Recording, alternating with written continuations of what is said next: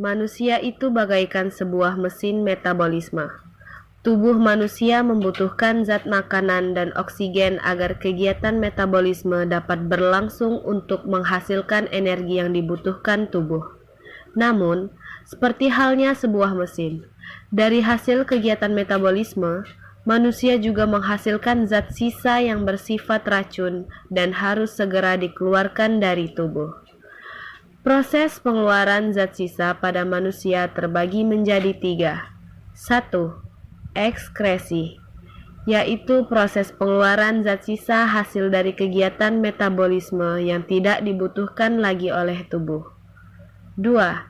Sekresi, yaitu proses pengeluaran zat sisa yang masih dapat digunakan lagi oleh tubuh, seperti hormon dan enzim. 3.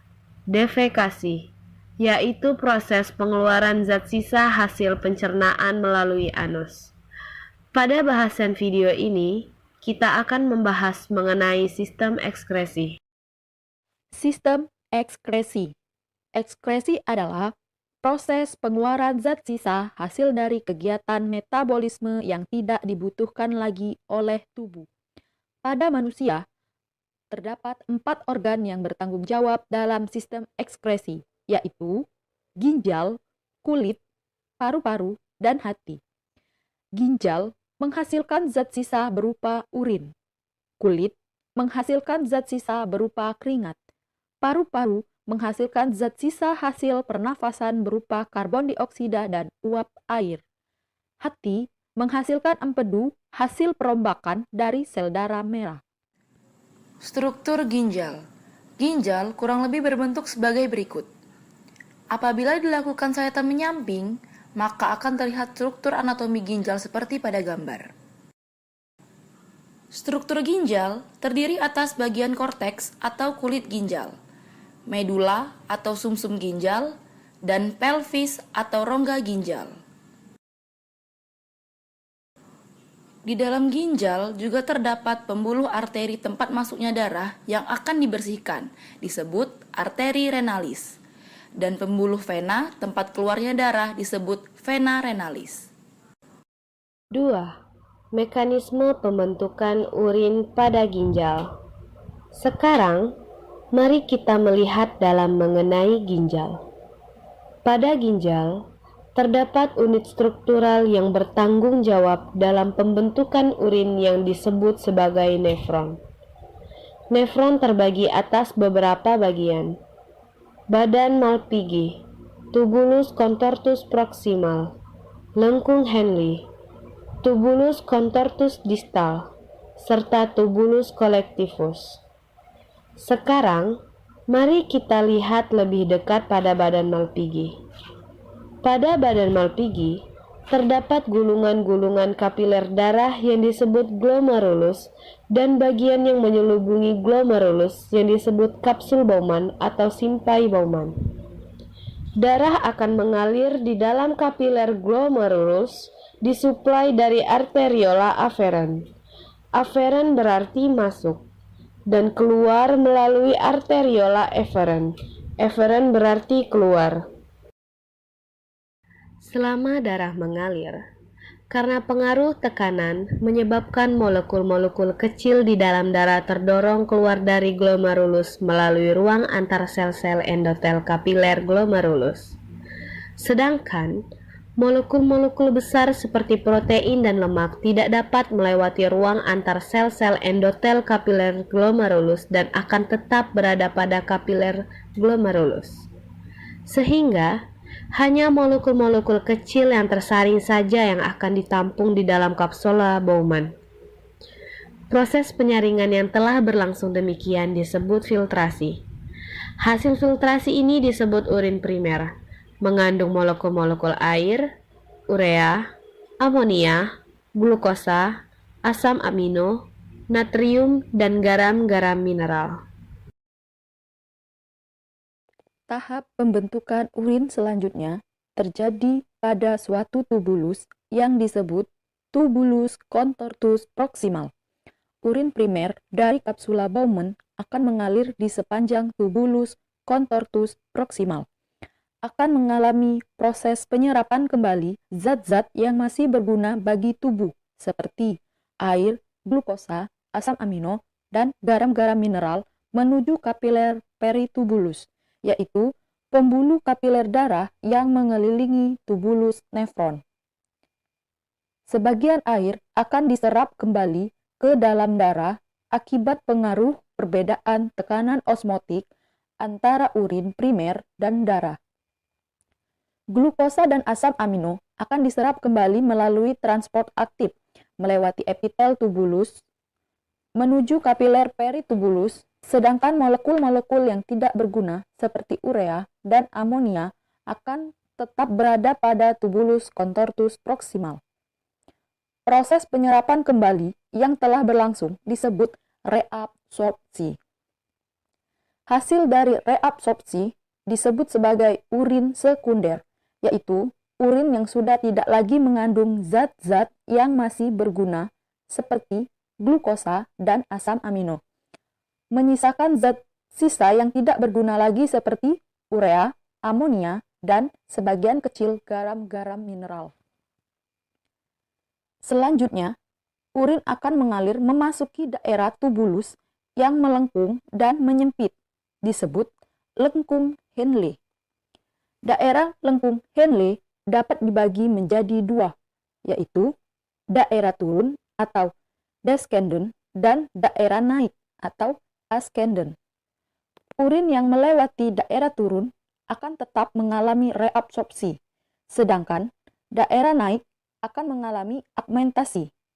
Augmentasi akan dibahas pada tubulus selanjutnya. Selanjutnya, urin akan memasuki tubulus tempat berlangsungnya proses terakhir pembentukan urin, disebut tubulus contortus distal.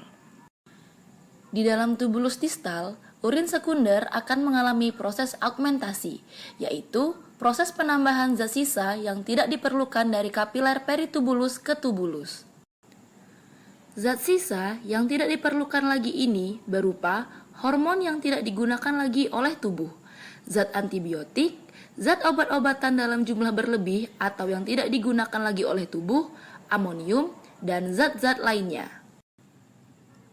Hasil dari augmentasi adalah urin sebenarnya, yang terdiri dari sebagian besar molekul air, urea, amonia, serta molekul tambahan yang tidak digunakan lagi oleh tubuh, seperti zat hormon, zat kimia obat-obatan, dan garam-garam mineral.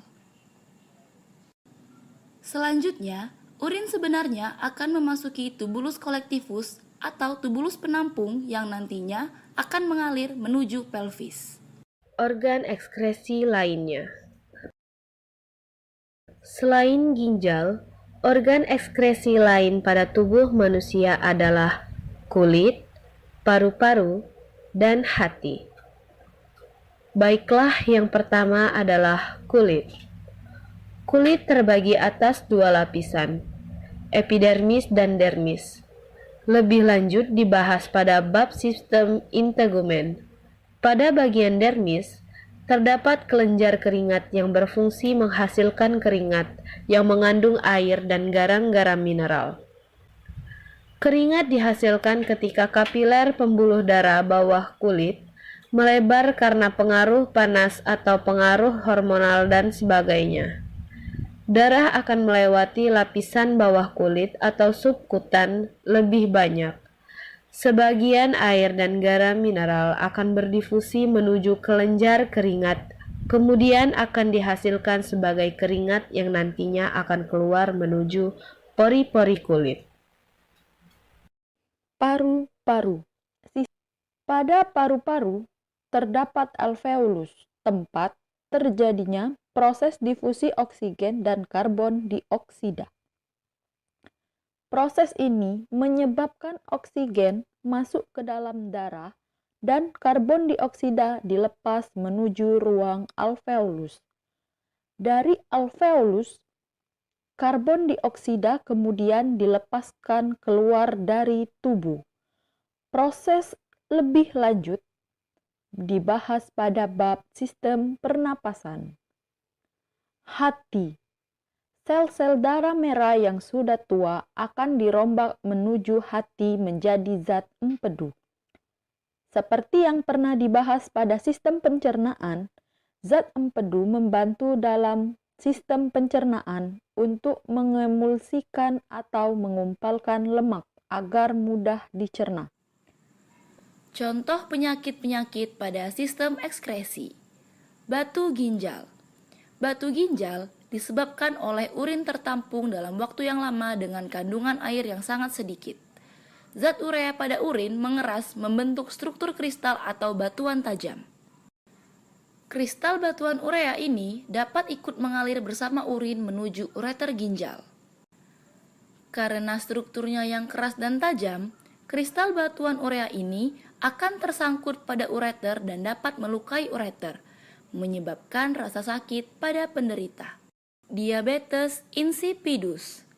Diabetes ini disebabkan oleh gangguan pada hormon ADH.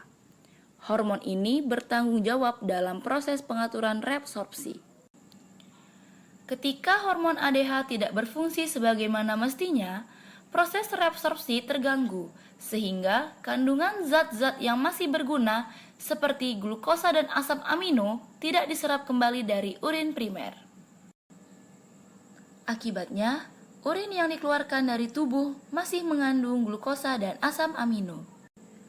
Karena tidak maksimalnya proses reabsorpsi ini juga, tidak maksimal juga proses penyerapan kembali air, menyebabkan jumlah air yang dibuang dari ginjal menjadi sangat banyak. Karena itulah, orang yang mengidap diabetes insipidus tampak tidak bertenaga dan sangat sering buang air kecil. Albuminuria. Gangguan ini disebabkan dari kandungan albumin atau protein darah pada urin. Hal ini disebabkan oleh adanya kerusakan atau pendarahan pada glomerulus sehingga protein darah dapat lolos masuk ke dalam urin.